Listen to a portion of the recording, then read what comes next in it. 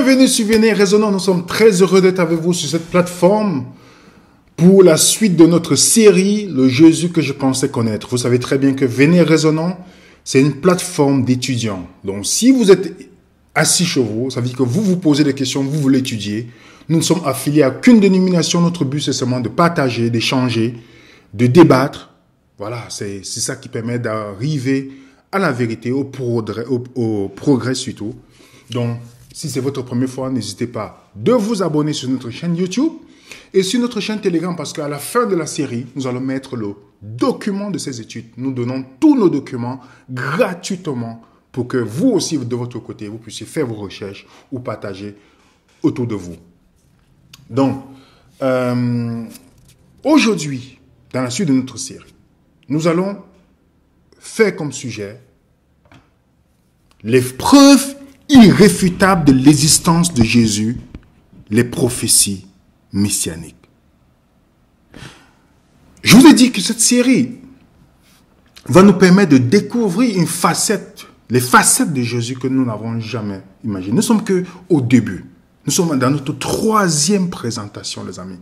Imaginez, on n'a pas comment fait la moitié ni le un tiers du sujet que nous allons parcourir dans cette série. Le Jésus que je pensais connaître. Et je vous rappelle, à travers nos études et partages que nous avons fait entre nous et d'autres personnes, on s'est rendu compte que ce n'est pas dans la dénomination que nous avons apprise, que nous avons su qui est Jésus. Pas du tout. La dénomination vous présente le précepte, comment adhérer à la dénomination. Et le précepte a su pour être pas un bon chrétien, un bon baptiste, bon méthodiste, bon adventiste, bon catholique. Ok? Et c'est à travers ces normes qu'on se définit comme chrétien. Pourtant, ce n'est pas le cas. Et nous verrons que connaître Jésus, si Jésus n'est pas à la place qu'il faut, et que le chrétien doit connaître Jésus, et aussi le non-croyant doit connaître Jésus, le vrai Jésus, présenté dans les Saintes Écritures, le vrai Jésus. Historique, on a vu la première présentation, comment toutes les religions parlent de Jésus. Après, on a parlé de l'histoire et l'impact de Jésus dans le monde dans lequel nous vivons aujourd'hui. Donc, aujourd'hui, les preuves irréfutables. Donc, prenez votre temps, prenez un verre d'eau, c'est pas... et des notes pour la vérification, bien sûr. Nous ne sommes pas la vérité. Il faut vérifier, n'est-ce pas? C'est ça le but. Il faut vérifier. Il est temps d'avoir les chrétiens qui ne sont pas là pour suivre, mais qui soient acteurs en allant vérifier ce que nous disons et pour que leur foi soit basée sur ce que eux, ils ont eu comme conviction et des faits réels et non sur ce qui est subjectif, émotionnel ou voilà, je sais pas, peu importe.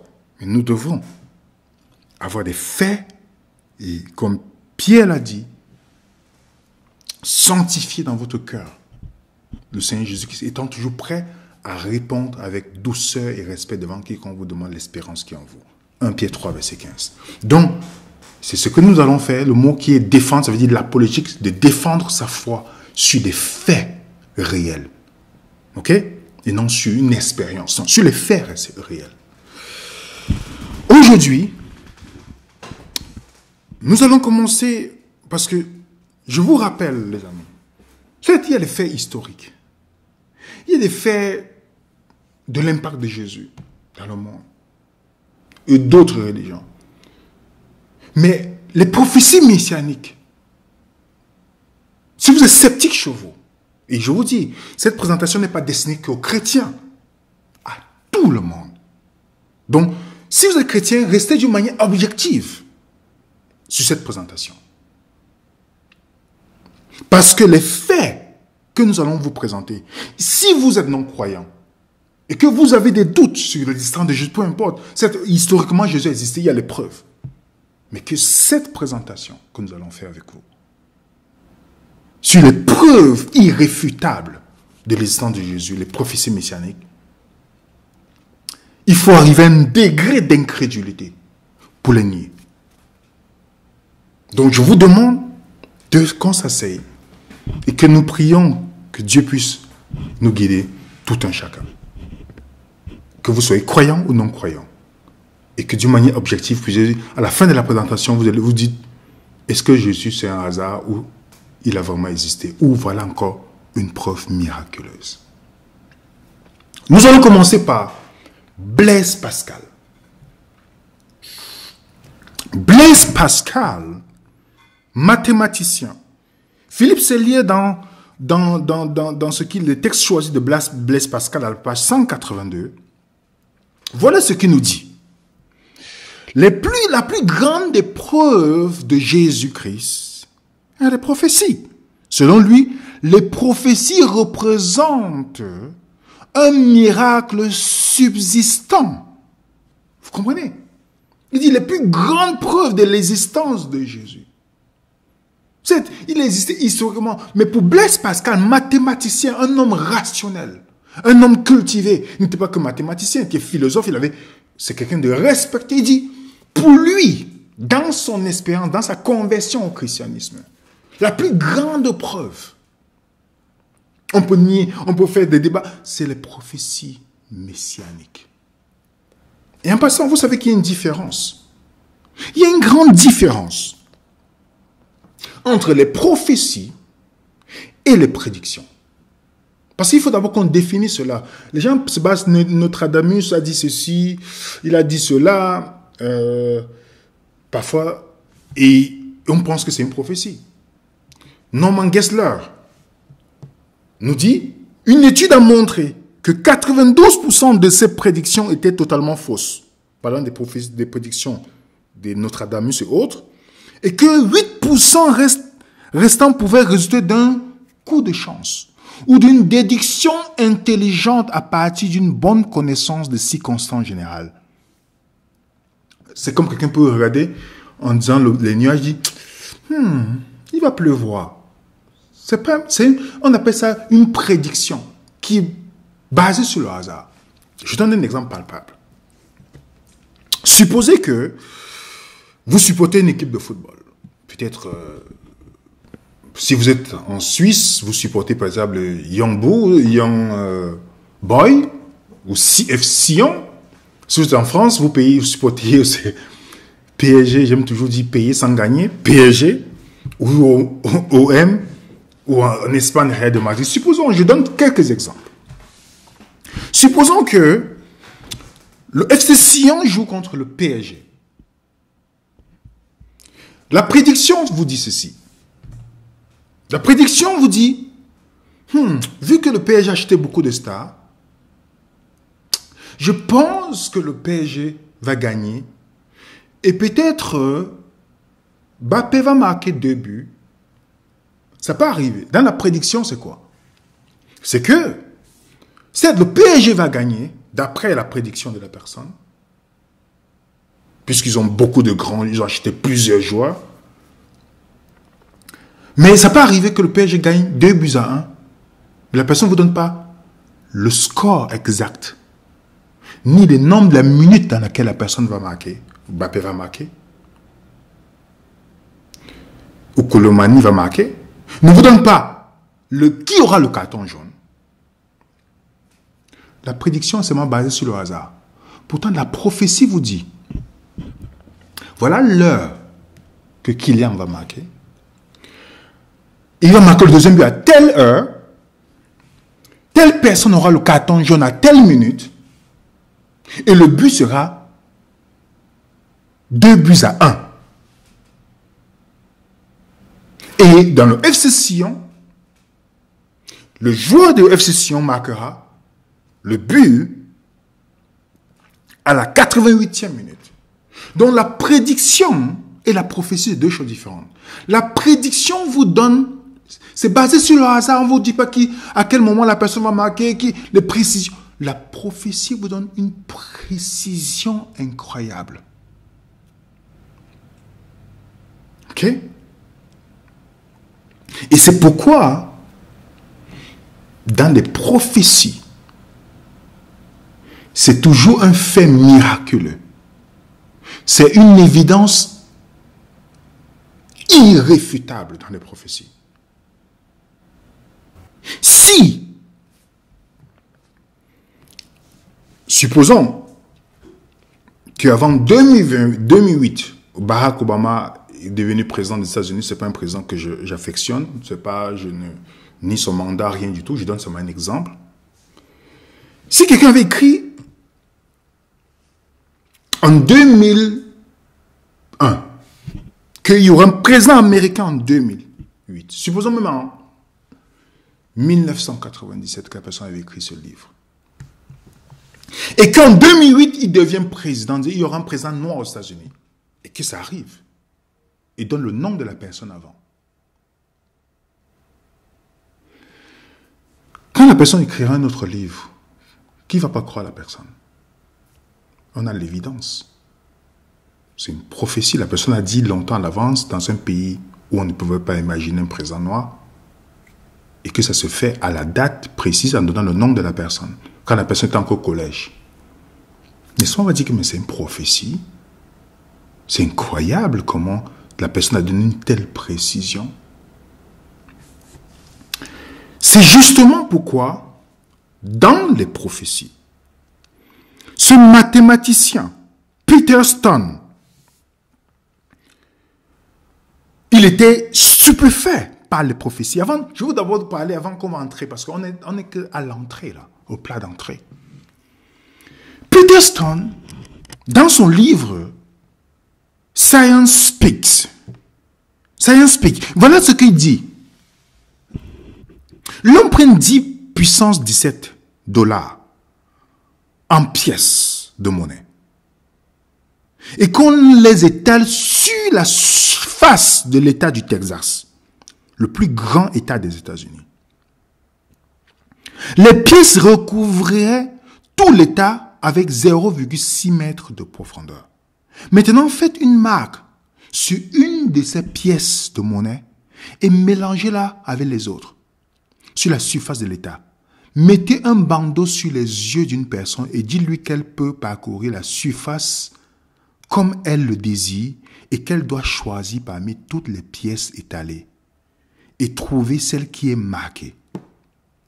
Quelle est la probabilité qu'elle choisisse la bonne pièce? C'est là même que celle qui concerne les prophètes qui auraient eu à écrire ces 8 prophéties et qui les auraient vues s'accomplir en un seul et unique homme. Donc, je ne sais pas si vous voyez ce que Peter Stone est en train de dire ici. Il prend l'exemple avec l'État du Texas qui est le plus grand. Il dit, vous mettez les pièces, vous mettez les bandeaux, on a marqué une pièce, on dit, quelle est la probabilité que la personne va partir choisir la pièce avec les yeux bandés? Sur tout l'État du Texas. C'est ceux qui sont allés au Texas. Vous savez comment c'est immense. Et il dit, parlant des prophéties de Jésus, il dit, seulement 8 prophéties. Quelle est la probabilité qu'un seul puisse accomplir les 8 prophéties sur les 300? Dans le livre New Evidence, donc, continuons, parce que c'est tout juste Stone qui dit, quand Stone a calculé la probabilité d'un seul homme, qu'un seul homme ait pu accomplir 48 prophéties, la probabilité était de 10 puissance 157. C'est 10 avec 156 zéros après. Imagine un instant la probabilité qu'un seul homme accomplisse les 300. Plus qu'ils ont été accomplis par Jésus. Il n'y aurait pas assez de pages dans cette étude pour contenir tous les zéros dans les facteurs de probabilité. En réalité, sans une intervention divine, il aurait été impossible à un homme d'accomplir autant de prophéties sur la simple base de la chance. Et pour aller plus loin, dans le livre de George McDowell, il reprend les dits de Johnston. Il dit ceci, il dit, plusieurs sceptiques ont suggéré que les prophéties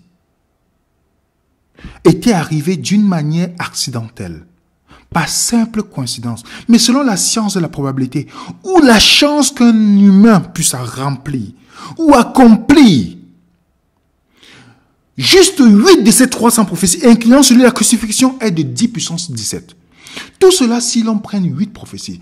Qu'en est-il si nous considérons qu'en 8, les chances seront de plus en plus impossibles car nous aurons 1 sur 150, 10 puissance 157. Qu'en est-il si nous prenons 61 prophéties? Josh McDowell, il est devenu chrétien à cause des prophéties messianiques. Dans son livre, en français, vous avez un livre comme Plus qu'un charpentier. Il raconte cette histoire-là. Plus qu'un charpentier. C'est disponible aujourd'hui même, vous pouvez commander. Il dit, mais comment un homme a pu accomplir? On peut argumenter sur la Bible, toutes ces choses, mais il dit, comment cet homme a accompli ces prophéties? 300 prophéties, la probabilité mathématique est tellement impossible que, et on ne peut pas attribuer cela à la chance. On ne peut pas attribuer cela à la chance. Je vous donne seulement quelques petits points avant qu'on entre dans la profondeur, les amis. Nous ne sommes qu'au début. J'espère que vous êtes prêts. On n'est qu'au début. Avant qu'on entre dans la profondeur, je vais vous donner quelques petits exemples d'abord. En disant que le Messie, Jésus, devait venir de la race humaine. Genèse 3,15. Il devait venir de la tribu d'Abraham, de la tribu de Juda. Il devait venir de David. Il devait naître d'une vierge. Et il devait naître où? À Bethléem. Et il devait venir dans un temps, Daniel 9, verset 24. Je ne sais pas si vous... Est-ce que vous avez déjà vu un enfant qui dit à ses parents, une maman qui est enceinte, dit, mon enfant dit, non, il est dans le ventre, dit, va m'accoucher plutôt à Montréal. Vous avez vu un enfant qui dit ça à ses parents? Les parents de Jésus l'ont accouché à Bethléem, comme c'était déjà dit dans Michée depuis longtemps. Et Daniel vous donne la date où Jésus, la période que Jésus vient. Il devait venir de David. Quand on dit fils de David, on touchera ce sujet. Ça veut dire quoi, fils de David? On verra. Je vous donne quelques petites pages. Comme je vous ai dit, vous aurez la documentation à la fin. J'ai énuméré, c'est petit, hein, c'est un petit. J'ai énuméré quelques prophéties.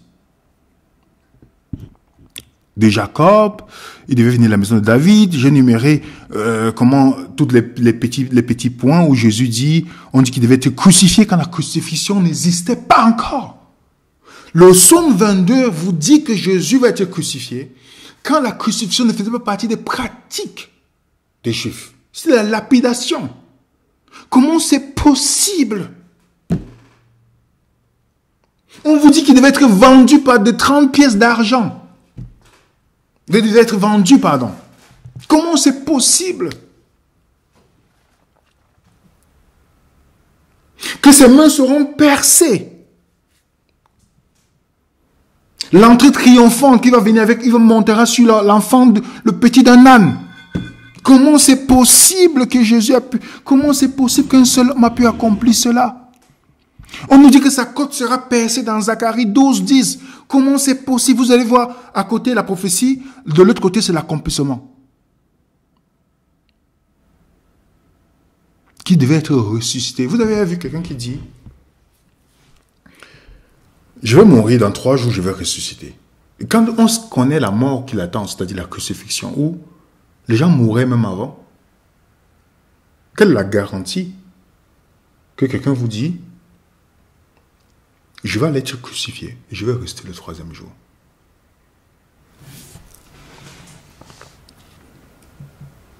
On n'a encore rien vu là.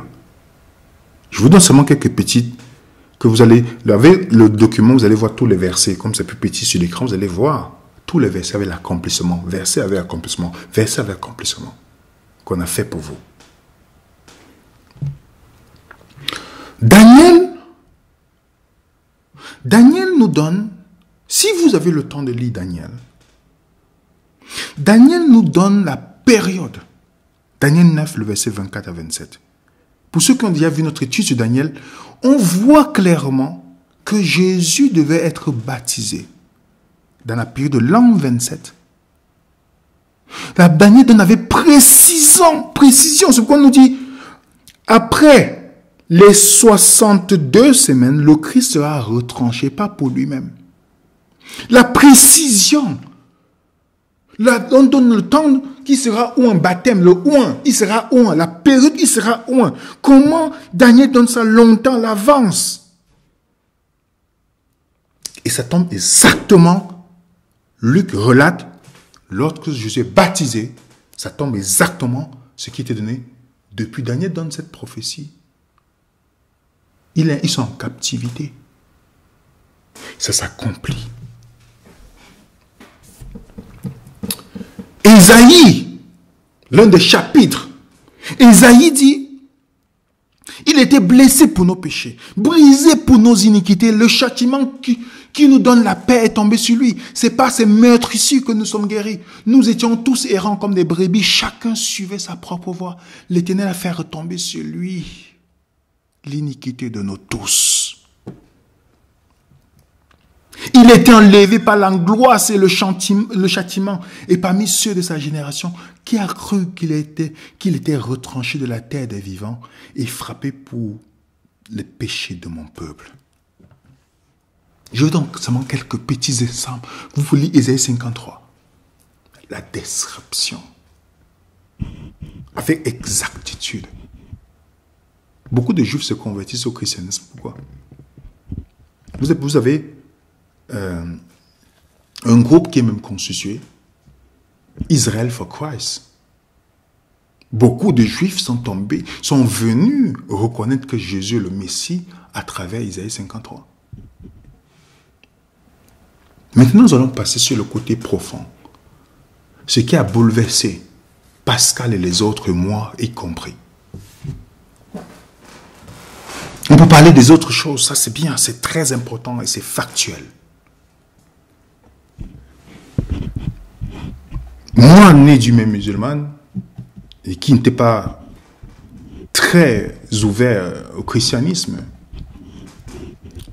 si je vous dis qu'il y a une chose, malgré tout ce que vous pouvez voir du christianisme, de mots des négatifs et autres, mais que vous ne voyez pas sur Jésus, vous voyez sur les chrétiens, c'est une chose qui m'a permis de croire encore plus au christianisme. C'est ce que je vais partager avec vous. Que même si vous êtes le plus grand incrédule et que vous n'aimez pas la vérité, vous êtes contraint de vous prosterner et dire, je reconnais que tu es le Messie. Et je vais partager cela avec vous. C'est pourquoi je dis que c'est l'épreuve irréfutable. À part tout ce qu'on a vu ensemble, que vous pouvez faire vos recherches avec le tableau que je vais vous donner. Mais cette partie-ci que nous allons voir, il faut vraiment qu'on soit incrédule pour. C'est pourquoi je vous dis, partagez cette vidéo. À toutes. Partagez à toutes, même peu importe. Plus vous allez partager, plus vous permettrez peut-être à quelqu'un d'ouvrir ses yeux. N'oubliez pas de vous abonner. Et je vous dis, les documents de cette série seront disponibles gratuitement dans notre groupe Telegram. Notre groupe Telegram. Donc, que vous ne nous aimez ou pas, vous aurez ces documents-là. On n'a pas que des amis dans le groupe Telegram, on a aussi nos ennemis qui sont là et qui ont accès aux documents. Ok? Voici cette partie-là. On va commencer d'abord par Jean 5, 39. Voilà ce que Jésus dit. Il dit aux religieux, parce que les plus grands ennemis de Jésus étaient des religieux. Oui, c'était des religieux. Voilà ce qu'il a dit. Vous sondez les Écritures parce que vous pensez en avoir en elles la vie éternelle. Ce sont elles qui rendent témoignage de moi. Donc, ces religieux lisaient la Bible, lisaient la Torah, pas pour connaître ce que Dieu avait donné à l'avance, mais pour simplement le besoin de salut. C'est pourquoi les religieux sont beaucoup plus focalisés à esquiver l'enfer. Il continue. Dans d'autres versions, il nous dit, vous étudiez avec soin les Écritures parce que vous pensez trouver en elles la vie éternelle. Ce sont justement elles qui témoignent de moi. Les Écritures sont là un témoignage. On peut étudier la Bible n'est pas parvenir à la connaissance de Jésus. Oui, les pharisiens en ont payé le prix. Donc quand Jésus dit, que pensez-vous de moi? Dites-moi dans Matthieu chapitre 16, verset 15, qu'est-ce qu'ils ont donné comme réponse? D'autres disent que tu es Élie. Ils avaient été tellement confus, d'autres disent que tu es Jean-Baptiste, d'autres disent ceci. Et après, Pierre dit, nous savons que tu es le Christ. Il dit, ce n'est pas la chair et le sang qui te l'ont donné, mais le Père qui te l'a révélé. Et sur le chemin d'Emmaüs, vous allez voir, on va progresser. Sur le chemin d'Emmaüs, Jésus étudie la Bible. Remarquez bien, beaucoup d'entre nous, on est dans un... Parfois, on s'assoit, sceptique qu'on est, on dit, Jésus, je veux que tu te montres à moi, je veux croire à toi. Moi, je faisais souvent ça. Jusqu'à ce que je tombe sur Matthieu 24. Matthieu 24, Jésus marche à côté de ses disciples qui sont désappointés. Ils sont déçus. Parce qu'ils avaient mis l'ambition que si Jésus régnait sur la terre, il devait être Premier ministre. Ils avaient même laissé le bateau, tout. Maintenant, leur ambition tombe. Ils sont tellement angoissés. Je ne sais pas si vous avez passé des moments où quand vous marchez, vous ne voyez rien autour de vous. Jésus est à côté d'eux, il ne voyait rien. Jésus n'a pas dit, me voici, tendance, me voici. Jamais, il n'a pas fait ça. Qu'est-ce qu'il a fait? Regardez ce que Luc nous relate. L'historien Luc nous dit. Alors Jésus le dit. Jésus étudie avec eux, dit, ô homme sans intelligence, dont le cœur est lent à croire tout ce qu'ont dit les prophètes. Ne fallait-il pas que le Christ souffrit ces choses et qu'il entra dans sa gloire? Commençant par Moïse et par tous les prophètes, il leur expliqua dans toutes les Écritures ce qui le concernait. Vous comprenez? Il n'a pas expliqué ce qui concernait le sabbat, ni la loi. Il a expliqué que la Bible, c'est son histoire. Dans le même chapitre, il dit, lorsqu'il fut près du village où il allait, il parut vouloir aller plus loin. Mais il le pressait en disant, reste avec nous. Parce que c'est après qu'ils ont reconnu Jésus. C'est après avoir étudié qu'ils ont reconnu Jésus. Pas avant. Car le soir approche, le jour est en son déclin. Il entra pour rester avec eux. Pendant qu'il était à la table avec eux, il prit le pain. Après avoir rendu grâce, il le rompit et leur donna. Alors, leurs yeux s'ouvrirent. Ils le reconnurent, mais il disparut de devant eux. Et il se dit l'un à l'autre, notre cœur ne brûlait-il pas au-dedans de nous lorsqu'il nous parlait en chemin et nous expliquait les Écritures? Dans le même chapitre, verset 44, il dit, puis il a dit, c'est là ce que je vous disais lorsque j'étais encore avec vous, qu'il fallait s'accomplir tout ce qui est écrit de moi dans la loi de Moïse, dans les prophètes, dans les psaumes. Alors il a ouvert l'esprit afin qu'il comprisse les Écritures. Par la Bible, la parole de Dieu, ce n'est pas un livre de loi pour savoir comment on va marcher, premièrement. Ce n'est pas un livre pour juste montrer qu'on a la connaissance. C'est l'histoire de Jésus. Quand vous discutez avec les gens, vous dites, montre-moi dans la parole. Vous leur montrez la parole de Dieu. Ils ne savent pas que la parole de Dieu, c'est Jésus. L'histoire de la Bible, c'est l'histoire de Jésus. Dans le psaume 40, alors me voici, dans le rouleau du livre, il est écrit à mon sujet. D'autres versets disent, là, on se va dire, voici je viens, il est écrit de moi dans le rouleau de livre.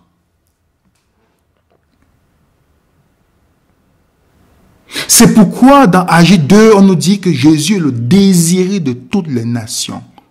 Le désiré, desire of age, le désiré de toutes les nations. Dieu lance, ce qu'on va voir maintenant, c'est un défi que Dieu lance aux sceptiques. Parce que dans Isaïe 50, si Dieu dit, je vous dis quelque chose longtemps à l'avance avant qu'elle n'arrive.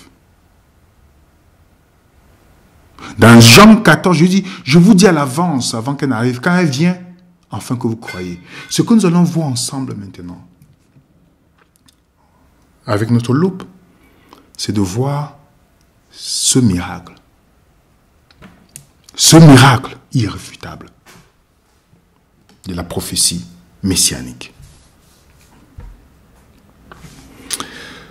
Commençons par Galates 4. Mais lorsque, remarquez bien ce que l'expression de Paul, mais lorsque les temps ont été accomplis, Dieu a envoyé son fils né d'une femme née sous la loi. On touchera, c'est quoi le fils de Dieu? On touchera ça. Dans Genèse 3, voilà la prophétie qui dit, je mettrai inimitié entre toi et la femme. Entre ta postérité et sa postérité, celle-ci t'écrasera la tête et tu lui briseras le talon. Dites-moi, Jésus est venu par qui? Par une femme. On dit, Dieu dit à Satan, je mettrai entre toi et la femme l'inimitié. Entre ta postérité. La postérité de Satan, c'est ceux qui font le mal. La postérité de la femme, c'est le Christ qui vient. Parce qu'il y a une seule postérité, le Christ qui vient. On nous disait, il va t'écraser la tête, toi tu vas blesser le talon. Blesser, ça veut dire trahi. Jésus a été trahi en allant sur la croix, mais il a écrasé la tête du serpent. Vous savez ça? Vous savez, dites-moi. Est-ce que vous savez sur quelle montagne Jésus a été crucifié? Vous allez me dire, peut-être est-ce que c'est le hasard? Non. Sur le mont Golgotha. On appelle ça la montagne du crâne. La montagne du crâne. Genèse 3 nous dit qu'il va écraser la tête de quelqu'un. La tête du serpent. Et Jésus est crucifié. Et par sa mort, il a vaincu le serpent. Et il est crucifié sur la montagne du crâne. Donc, pour montrer qu'il écrase qui? Est-ce que c'est un hasard? La Bible, c'est l'histoire de Jésus, dans les jours de la création. Pour ceux qui ont déjà lu la Bible, pas avec la vision, mais en allant dans la profondeur. Vous savez que le premier jour de la création, c'est la lumière. Jésus est la lumière du monde. Le deuxième jour de la création, c'est l'eau de vie. Jésus est l'eau de vie. Troisième jour, Jésus est les prémices. Les prémices, c'est le troisième jour. Jésus est les prémices, le troisième jour. Aussi le troisième jour. Le quatrième jour, c'est le soleil. Jésus l'a appelé le soleil de justice dans la Bible. Le cinquième jour, Jésus, on parle de poissons. Jésus est le pécheur d'homme. Le sixième jour, l'homme créé à l'image de Dieu. Jésus est le véritable homme créé à l'image de Dieu. Le septième jour, Jésus est le repos. Est-ce que vous voyez ça, les amis? Jésus est le dernier Adam. Dites-moi, la Bible nous dit que il y a le premier Adam et le dernier Adam. Le premier Adam, comment Dieu a fait l'épouse du premier Adam? Il a percé la côte pour faire l'épouse un vendredi. Ève.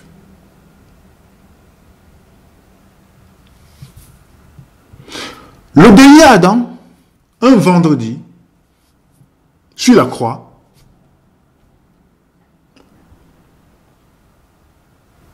sa côte est percée.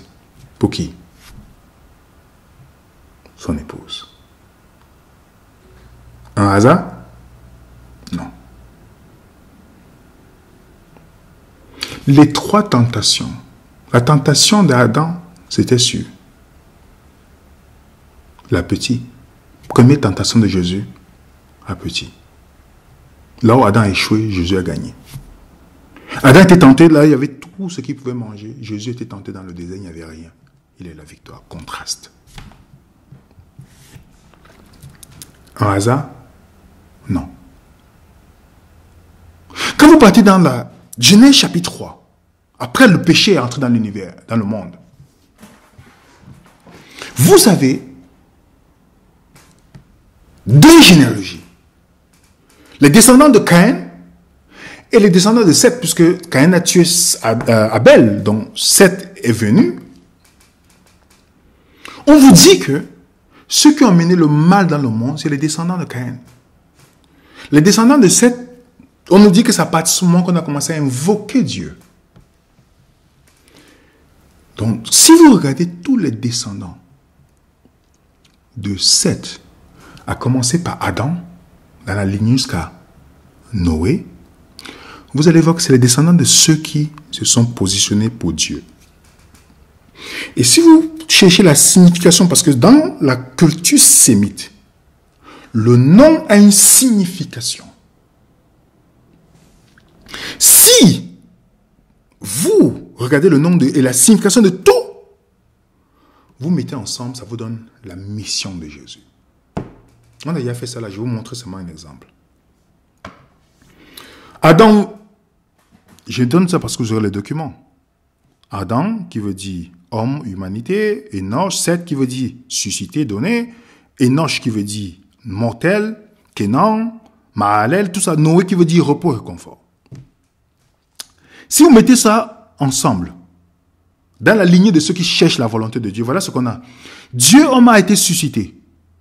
Un mortel de douleur. Et la gloire de Dieu descendra et enseignera que sa mort apportera à ceux qui sont en lamentation, consolation et repos. Ce n'est pas la mission de Jésus, ça, les amis. Dites-moi. Sur la lignée de ceux qui font la volonté de Dieu, comment c'est possible? Comment c'est possible que cet homme a accompli cela? Cet homme a pu accomplir cela, les amis. La lignée de ceux qui font la volonté de Dieu vous dit déjà la mission du Messie qui devait venir à travers eux. Impressionnant. Jésus est Noé. Jésus est Noé. Vous savez que Noé était considéré comme le juste sur la terre intègre, par qui Dieu devait amener le salut dans le monde. Jésus est le seul par qui Dieu devait amener le salut dans le monde. Dans l'âge de Noé, il y avait combien de portes? Une seule porte. Une seule porte. Jésus dit, dans Jean 10, verset 8, je suis la porte. Une seule porte.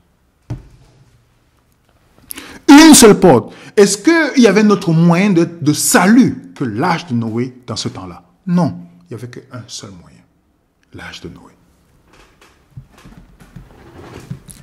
Noé a fait l'alliance avec Dieu. Oui, Jésus a fait l'alliance avec ses disciples.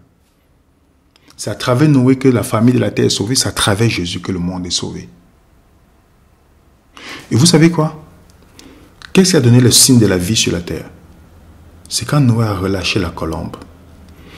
Vous savez que la colombe est revenue avec quoi? Une feuille d'olivier. Vous savez ce que ça signifie? Vous savez pourquoi quand Jésus s'est baptisé, une colombe est descendue sur lui? Et qui est considérée comme la feuille d'olivier dans la Bible? Vous voulez que je continue? On va continuer, les amis. Jésus avait Isaac. Isaac est appelé le fils unique. On utilise bien l'expression dans Genèse 22, Yahid. Yahid, le fils unique. Jésus est appelé le fils unique. Est-ce que vous savez qu'Isaac est né d'une intervention miraculeuse comme Jésus? Oui. Il est l'enfant de la promesse. Et Isaac doit être offert en sacrifice. Vous savez qu'il devait aller en sacrifice. Combien de jours ils ont marché pour aller au lieu de sacrifice? 3 jours. Comme Jésus, n'est-ce pas? 3 jours. Et sur quelle montagne? Le mont Morija. Vous savez ce que signifie le mont Morija dans la Bible? C'est le lieu de plus grand sacrifice. Il dit, mon père, où est l'agneau? Il dit, Dieu pourra lui-même à l'agneau.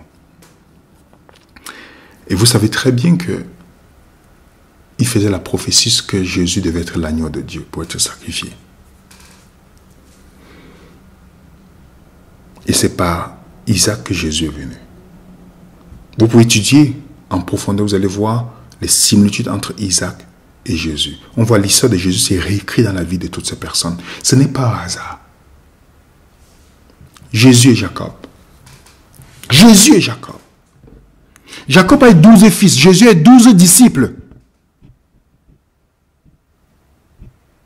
Parce que les 12 fils de Jacob ont formé la nation d'Israël. Jésus a 12 disciples qui ont formé la famille chrétienne. Jacob a pris le droit d'aînesse d'Ésaü qui se présenta devant son père. Il s'est recouvert de quoi? Des animaux de peau. Remarquez bien. Qui est le premier? C'est Ésaü. Ésaü symbolise le premier Adam, qui a perdu son droit de naissance à cause d'un plat de lentilles, de nourriture. Le premier Adam a perdu son droit de naissance à cause de l'appétit.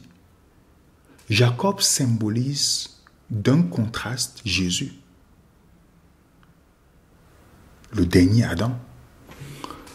Comment Jacob a fait pour récupérer la bénédiction perdue par son frère? Il a mis un vêtement de peau sur lui pour ressembler au premier-né. Il est venu se présenter devant le Père. Le Père, ce n'est pas le toucher qu'il a été sauvé. Vous savez que ce n'est pas ce que Jacob a fait. Ce n'est pas ce que Jésus a fait. Pour nous sauver, il est devenu comme le dernier Adam. Il est venu, il a pris la nature humaine pour venir nous sauver. Vous savez ça, les amis? Oui. Oui. On va continuer. Joseph. Je vous rappelle que Joseph était le fils bien-aimé de son père, né de Rachel. Ok, vous savez ça? Oui. Son père l'envoie vers ses frères. Est-ce qu'ils ont bien accueilli? Non. Ils ont dit, on va le tuer. Quand le père a envoyé Jésus, est-ce qu'on a bien accueilli par ses frères en Israël? Non. Qu'est-ce qui s'est passé? À cause du manteau unique, ils ont tiré son manteau au sort. Comme Jésus, comme c'était prédit dans Psaume 22. Ils ont vendu Joseph. Attachez vos ceintures. Qui a donné l'ordre qu'on vende Joseph? Lisez Genèse 37, à partir du verset 25. C'est Judas qui dit, vendons-le. Il y a les Ismaélites qui passent.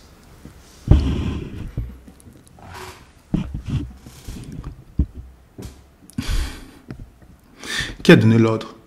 Qui a vendu Jésus dans le Nouveau Testament? Judas. C'est un hasard. Dites-moi si c'est un hasard. Judas vend dans l'Ancien Testament, Judas vend dans le Nouveau Testament. Et ensuite, Joseph est trahi par une femme. À cause de cette femme, il est mis sur la croix. Dites-moi, Jésus a été trahi par la femme. Il était sur la croix.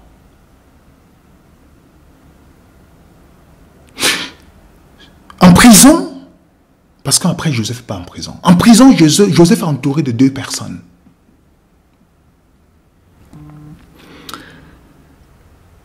Une personne qui va être sauvée parce qu'il interprète son rêve, l'autre personne qui est perdue. Jésus sur la croix entouré de deux personnes. Une personne qui sera sauvée, une personne qui est perdue. Par hasard. Et vous savez que la tombe symbolise la prison. Quand vous m'en prison, comme si vous êtes mort, on vous oublie. Joseph, une fois qu'il sort de la prison, c'est-à-dire il sort de la mort et ressuscite, il prend la place de la deuxième personne la plus puissante d'Égypte. Jésus, lorsqu'il est ressuscité, pas prendre la place qu'il possédait.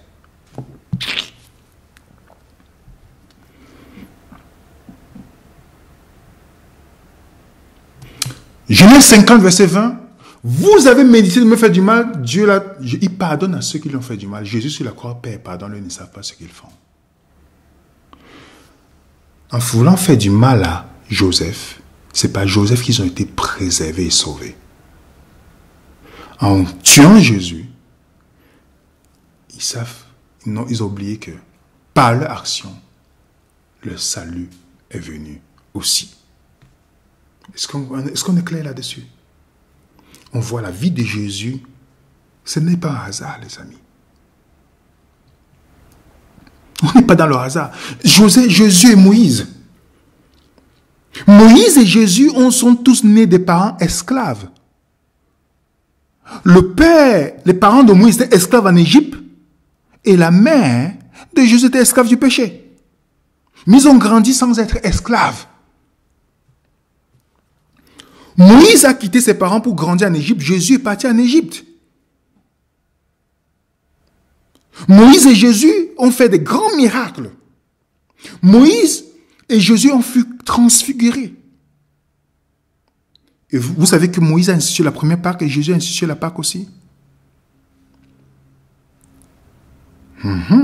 Oui. Ils ont jeûné 40 jours les deux, 40 nuits. Moïse est mort sur la montagne, Jésus également. Moïse est allé au Jourdain, Jésus également aussi. Vous savez que Moïse a choisi 70 anciens, Jésus a choisi 70 disciples. Moïse a choisi 12 représentants d'Israël et Jésus a choisi 12 disciples aussi.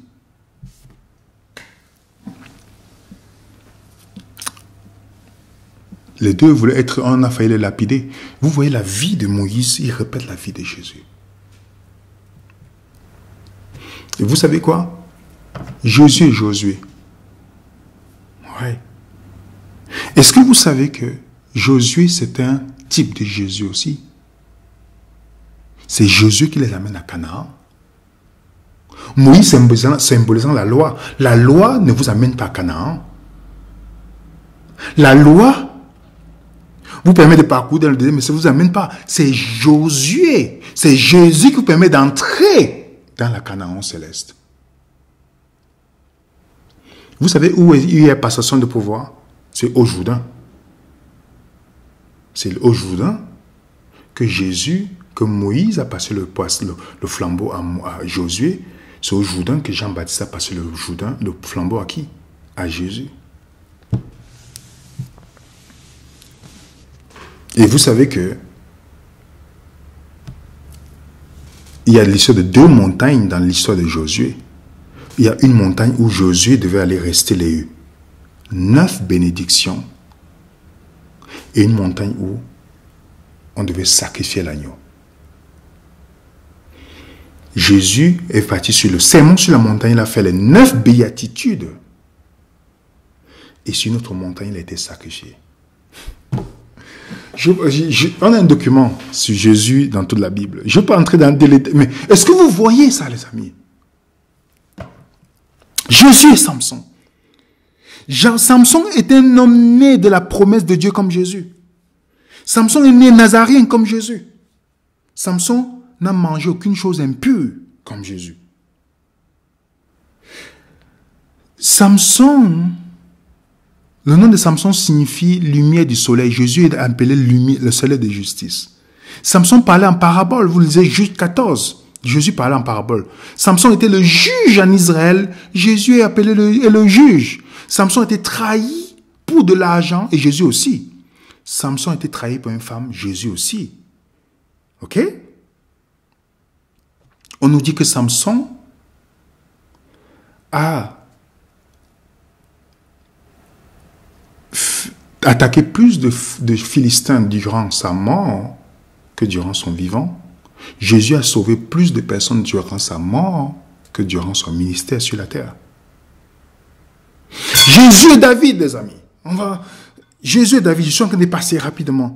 Vous savez que David veut dire bien-aimé. Qui est appelé le bien-aimé de Dieu dans la Bible? David est né à Bethléem. Est-ce que vous savez qu'une fois que David a été oint par Samuel, il est parti combattre Goliath? Jésus, après son baptême, il est allé dans le désert pour combattre Satan. Et le père de David envoie David d'aller voir qui? Ses frères. Est-ce que ses frères l'ont bien reçu? Non. Mais qui a vaincu Goliath? Qui a vaincu Goliath? C'est David. Celui qu'ils ont rejeté. Qui a vaincu Satan? C'est Jésus. La victoire de David est devenue leur victoire. À tous. La victoire de Jésus est devenue notre victoire. Oui, les amis. Notre victoire. David a commencé son ministère à 30 ans comme Jésus. Jésus était prêt à mourir. David était prêt à mourir pour Absalom, qui était rebelle. Tandis que Jésus était prêt à donner sa vie pour ceux qui l'ont trahi. Je sens qu'il est patient. Jésus est l'agneau pascal. Jésus appelé l'agneau de Dieu. Vous savez que l'agneau pascal dans la Bible devait être sélectionné quelques jours avant sa mort. On se voit comment dans Jean 11, 47 à 53, comment le Sanhédrin choisit Jésus comme celui qui doit mourir pour toute la nation. Est-ce que vous savez que l'agneau devait être sans défaut dans Exode 12? Jésus est sans défaut. Vous savez que l'agneau devait être sacrifié à la Pâque. Jésus est sacrifié à la Pâque. L'agneau était sacrifié entre 2 soirs. Exode, vous lisez Exode. Vous savez que Jésus était crucifié entre 2 soirs, Matthieu 15, vous lisez Marc 15, versets 34 à 37. Est-ce que vous savez qu'on ne devait pas briser les os de l'agneau? On n'a pas brisé les os de Jésus, on a brisé les os de 2 personnes autour de lui, parce qu'il accomplit ici la prophétie. Vous savez que les rois mages qui sont venus voir Jésus, ils ont amené les cadeaux à Jésus, l'or, l'encens, la myrrhe. Est-ce que vous savez que l'or symbolise la royauté? Il montrait que Jésus est roi des rois. Vous savez que l'encens était donné pour des personnes qu'on considère comme Dieu, la divinité de Jésus-Christ. Est-ce que vous savez que la myrrhe était donnée pour ceux qui devaient mourir? Jésus est mort aussi. Ah oui. Jésus est le vrai Israël. Dans l'Ancien Testament, un homme appelé Joseph a un rêve d'aller en Égypte. Il part en Égypte. Il part en Égypte. Et de l'Égypte, il sort, il passe par la mer Rouge. N'est-ce pas? Et il passe par l'eau, il passe 40 jours. Et il part dans le désert. Jésus, dans le Nouveau Testament, il y a un homme qui s'appelle Joseph, qui a un rêve d'amener son fils en Égypte. Et quand Jésus sort d'Égypte, après, il part au baptême désert, 40 jours, on a 40 années, 40 jours, il a 3 tentations. 3 tentations ici de Deutéronome. Deutéronome 8, verset 3, Deutéronome 6, verset 13, Deutéronome 6, verset 16. Les 3 tentations d'Israël dans l'Ancien Testament. Jésus a la victoire, là, ils ont échoué. Est-ce que vous comprenez, les amis? Je suis en train d'aller rapidement, les amis. Oui. On a un document là-dessus. Dans le sanctuaire, Jésus symbolise le sanctuaire. Jésus est la porte du sanctuaire. Jésus est l'agneau qui est sacrifié sur le sanctuaire. Jésus est l'eau de vie. Jésus est le pain de vie. Jésus est notre intercesseur. Jésus est la lumière du monde et Jésus est la loi de Dieu personnifiée. Voilà le symbole que Jésus envoie. On voit exactement, et on voit que le sanctuaire, c'est le symbole de la croix. Et vous savez où est-ce que, là où vous voyez le monsieur qui lavait les mains, c'était rempli de l'eau et le sang. Vous savez que quand on a percé la côte de Jésus, l'eau et le sang est sorti. C'est sorti parce qu'il accomplit ainsi la prophétie. Je peux vous raconter toute l'histoire de la Bible, voyant que c'est l'histoire de Jésus. Vous savez, on a quelques vidéos que je vous suggère, les 4 dimensions de l'étude biblique que nous avons sur YouTube. Vous mettez venez raison, 4 dimensions de l'étude biblique. Vous allez tomber sur cette vidéo-là. On a un document dans notre groupe Telegram, la Bible, Jésus dans toute la Bible. Vous allez avoir accès à cela. J'ai même vu un pasteur qui a repris ce document, il n'a jamais mis que ça venait résonnant. Il a pris ça, un pasteur adventiste, il a pris ça, il a fait la présentation dans son église. Il n'a pas dit qu'il a pris le document chez nous. Quelqu'un m'a envoyé le plagiat. Bon, c'est pas grave. Le plus important, qu'il soit prêché. Mais le document, vous avez accès. Vous n'avez pas besoin qu'on vous dise, vous avez accès pour vous-même, pour étudier pour vous-même. Mais maintenant, je ne vais pas parler de tout. Mais il y a aussi une chose. Si la plupart d'entre nous, nous connaissons les prophéties messianiques, mais il y a les prophéties que Jésus lui m'a données, qui devaient être un test pour savoir si Jésus est véridique ou pas.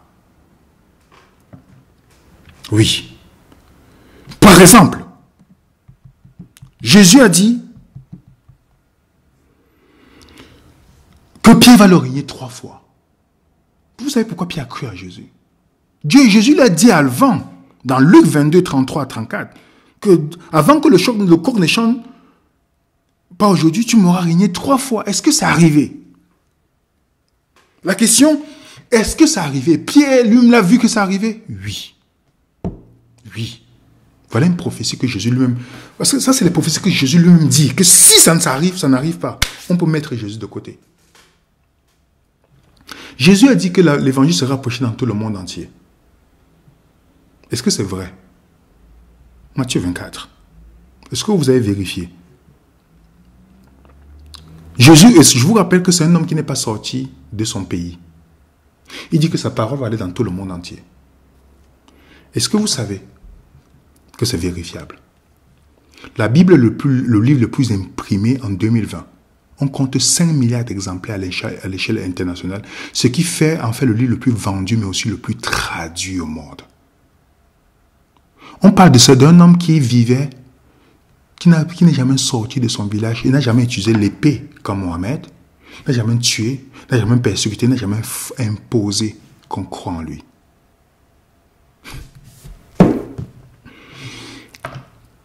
Dans CNews nous dit, si on exclut la Bible par exemple, qui a été traduite en 704 langues, on trouve en tête de l'étude, donc la Bible c'est le livre le plus traduit. Donc ici on enlève la Bible, il y a d'autres livres, mais c'est le livre qui est en tête. Pour un homme qui l'a dit dans son village. Pour un homme qui a dit cela dans son village. Il n'est jamais sorti hors de son pays. Et vous savez que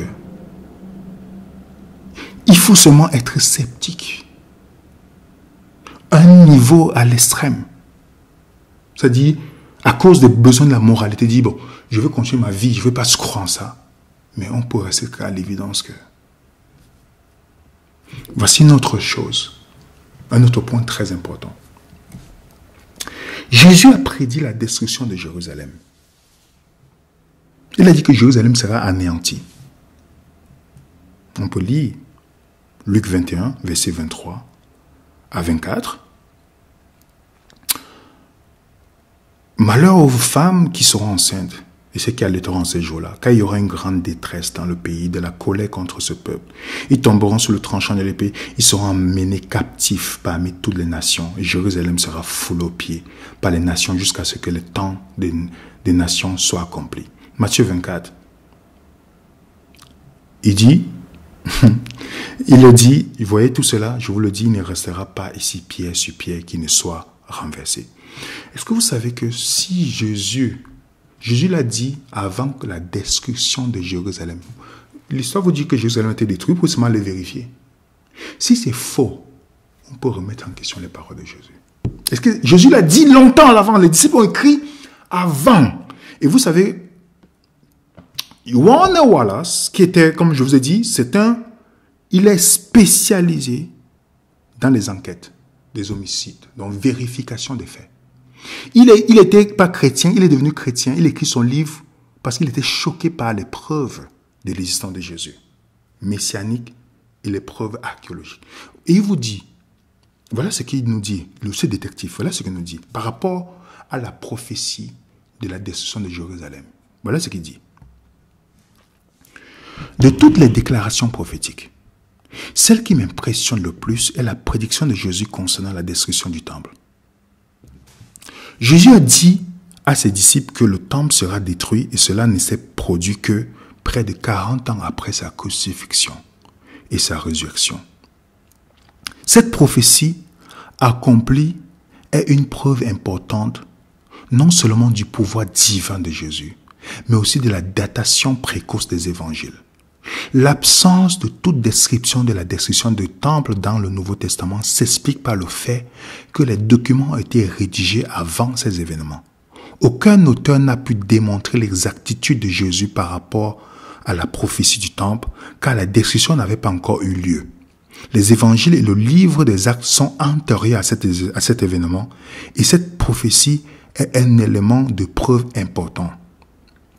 Ainsi, si la plupart d'entre nous, en tant qu'artisans chrétiens, avons pris le temps de nous familiariser avec les prophéties que Jésus a accomplies, il est également important que nous nous familiarisons avec les prophéties que Jésus a prononcées. Vous avez compris? Jésus l'a dit longtemps à l'avance. Et ça s'est accompli. C'est pourquoi vous ne voyez pas dans le livre des actes, ni des évangiles, on ne vous parle pas que Jérusalem est détruit. Parce que les évangiles étaient écrits avant la destruction de Jérusalem. Une preuve que les évangiles n'ont pas été écrits après. Et aussi une preuve que Jésus a dit quelque chose, c'est soit il est divin, soit parce que cela est arrivé plus tard. Et vous avez historiquement la destruction de Jérusalem par les Romains, comme Jésus l'avait prédit. Et là, je vous dis, je suis passé par les personnages, j'ai donné les personnages à David, tout ça, je suis passé rapidement. Je suis passé rapidement. Mais je vous dis, on a un document qui parle de Jésus dans toute la Bible, les plus grands miracles. Lisez les présentations qu'on a faites là-dessus. Puisqu'on est déjà arrivé au temps. Mais c'est impressionnant, les amis. Il faut qu'on soit seulement sceptique pour ne pas voir la réalité. Voilà les preuves irréfutables. Les preuves irréfutables. N'hésitez pas de mettre un coup de pouce. Je vais d'abord, parce que la plus grande preuve de Jésus, c'est les prophéties. Il a raison. Il y a les preuves archéologiques, historiques, de l'impact de Jésus dans la société. Oui, mais ça, c'est un autre niveau. Oui, ça, c'est un autre niveau. La plus grande preuve de l'existence de Jésus. Les prophéties. Des prophéties. Jésus dans la Bible. Comment un homme accomplit ses prophéties. N'hésitez pas à mettre un coup de pouce dans cette vidéo. Partagez au maximum. Les documents, peut-être on remettra encore le document sur Jésus dans toutes les prophéties, dans toute la Bible. On mettra ça. Si vous êtes vous abonnez dans notre groupe Telegram, vous allez avoir la documentation et ces documents aussi. Voici notre adresse email. Nous remercions tous ceux qui partagent. Mettez vos commentaires si vous voulez. N'hésitez pas. Nous remercions toutes les personnes qui nous soutiennent de près ou de loin. Nous vous remercions par vos prières, par tout. Nous vous remercions. Et n'hésitez pas de partager, les amis. Nous sommes qu'à la 3e présentation. Jésus que je pensais connaître. Le Jésus que je pensais connaître. Pour la semaine prochaine, par la grâce de Dieu, nous allons faire la comparaison de Jésus parmi tous les grands fondateurs de religion dans le monde. Nous vous demandons, nous vous donnons rendez-vous par la grâce de Dieu la semaine prochaine. Mettez les coups de pouce, partagez au maximum. Et nous vous donnons rendez-vous la semaine prochaine par la grâce de Dieu. Jésus parmi d'autres fondateurs religieux. Mohamed, Krishna, Bouddha. Je vous dis, la série, on va avancer crescendo dans cette série par la grâce de Dieu. Que la paix du Seigneur soit avec vous. Au nom de l'équipe Venez Résonant, cette plateforme qui est une plateforme d'étudiants de la Bible. Que la paix du Seigneur soit avec vous. Et merci encore pour votre temps. Et à très bientôt sur Venez Résonant. Tout à l'heure sur Zoom. On a Zoom tout à l'heure. Donc, vous allez avoir l'information du Zoom sur les commentaires ou sur le chat. Et on se donne un rendez-vous tout à l'heure. Que la paix du Seigneur soit avec vous. Au nom de l'équipe Venez Résonant, à très bientôt sur Venez Résonant.